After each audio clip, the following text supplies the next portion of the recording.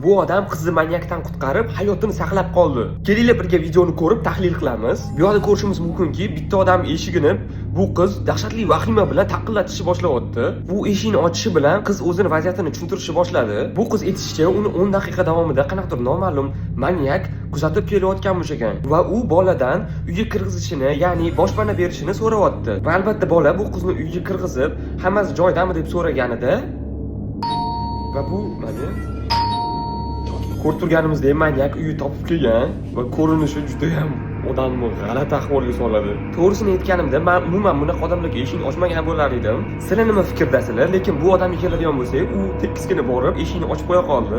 Bu manyak aytishicha, u o'zini xotinini qidirib yurganmish. Bu yerda eng qo'rqitadigani, ko'rib tursak bo'ladi, u o'zini boshini eshikdan tiqib, qanaqadir uyga kirishga harakat qilyapti.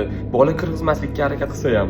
Meni bu yerda eng qo'rqitgani, oxirgi marta ketishidan oldin, "Sen o'zing gaplaringga aminmisan?" deb so'raganida. Bir ko'rishda bu odam eshigini yopib qo'ydi va u odam orqasiga qarab ketyapti. Biz ham bola ham bundan qutuldi deb o'ylashimiz mumkin. Lekin afsuski bu voqeani oxiri emas. Davomini ko'rganimdan keyin men bu insonlarni aslida qanaqaligini tushunib yetdim. Agar sizga ham voqeaning davomi qiziq bo'lsa, kommentariyalarda o'zingizlarning fikringizni yozib qoldiringlar va keyingi videolarda ko'rishguncha